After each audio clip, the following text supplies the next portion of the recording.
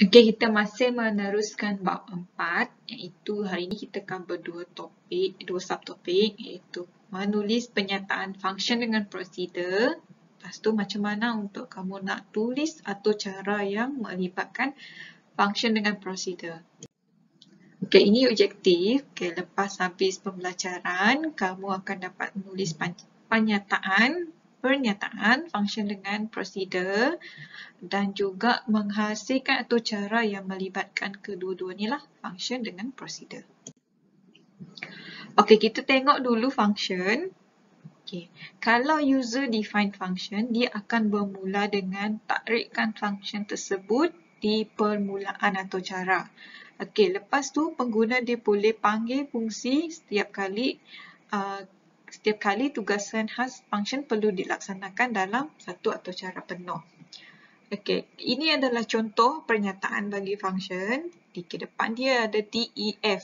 Lepas tu nama function kamu dan kamu letakkan parameter dalam kurungan dan seterusnya badan adalah isi badan ataupun isilah untuk function tersebut dan kena tulis return dan nilai dia.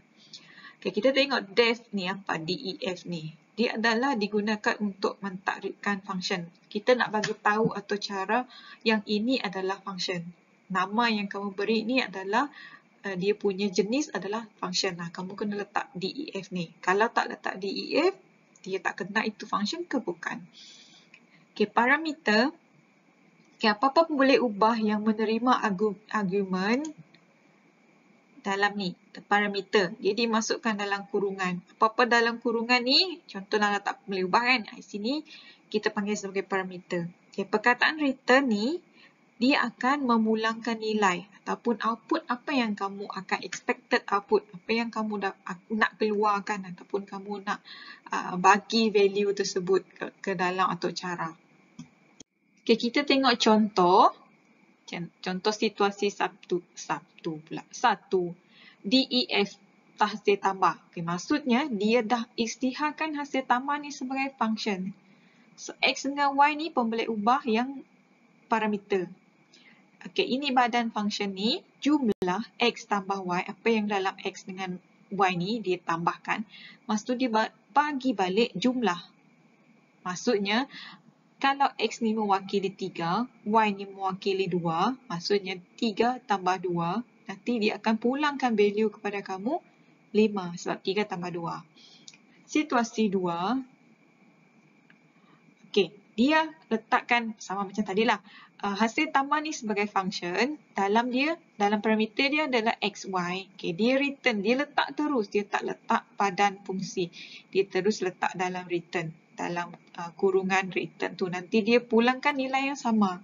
Okey, ni kalau kita tengok kat sini dia cakap penyataan return memulangkan satu nilai tunggal dari ungkapan yang digunakan. Kalau x 7, y 3, so dia akan return 10 sebab 7 tambah 3.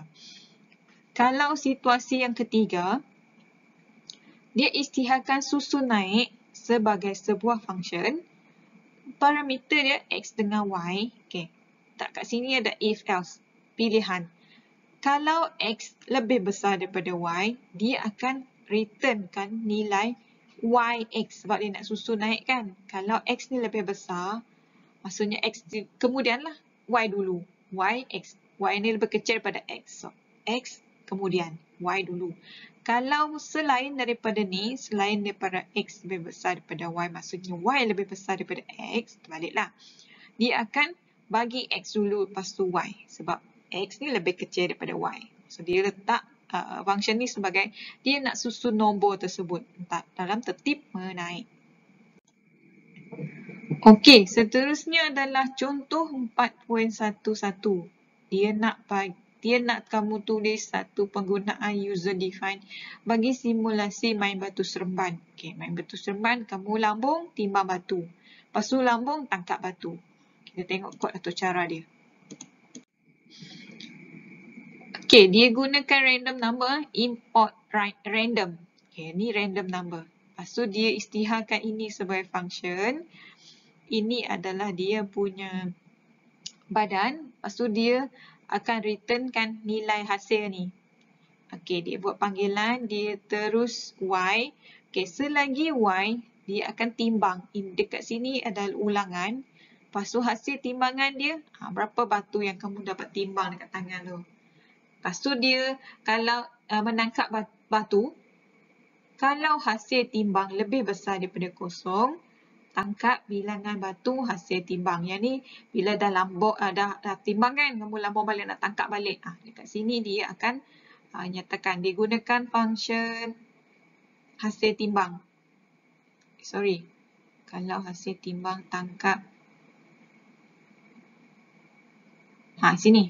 Sekiranya batu berjaya ditimbang, barulah user define function bilang batu dipanggil semula. Kat sini dia panggil semula bilangan batu ni. Function yang adalah buat ni. Okay, kali ini argument dia dihantar adalah hasil timbang. Okay, dia hantarkan hasil timbang. Kalau tadi dia hantar hasil saja.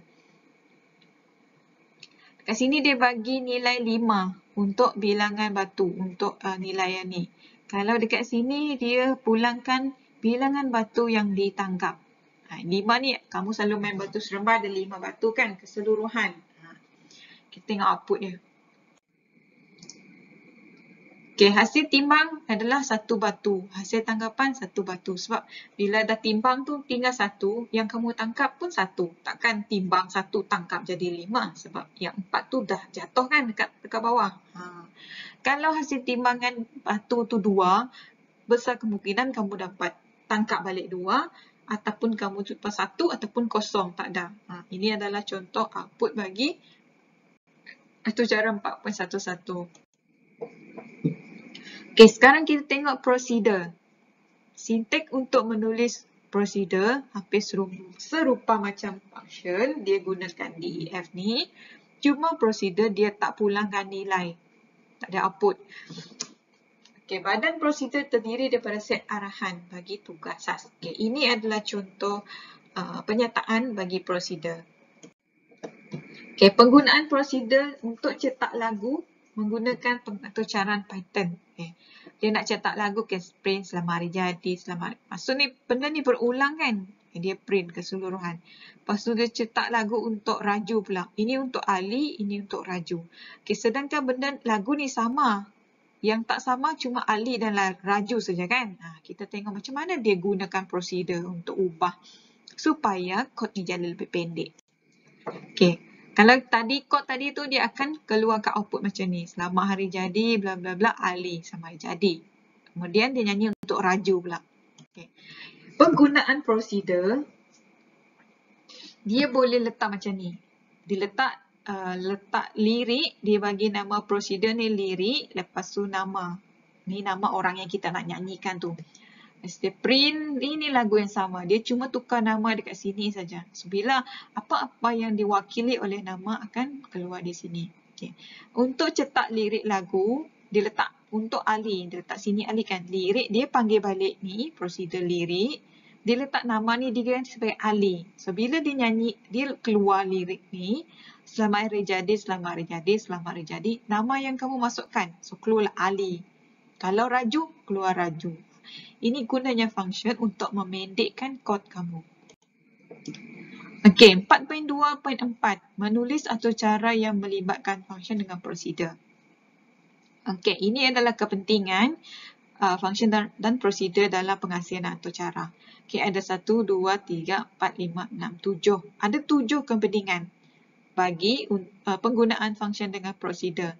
Boleh kongsi jimat masa, kurangkan kemungkinan ralat, ialah sebab kamu panggil, kamu cuma gunakan arahan yang sama, cuma kamu tukarkan parameter merujuk kepada kehendak atau cara tersebutlah. Okay, boleh guna pakai. Okay, satu function tu boleh, satu function ataupun satu prosedur tu boleh diguna banyak kali mengikut kesesuaian lah. Okay, dapat digunakan terus, ini sama.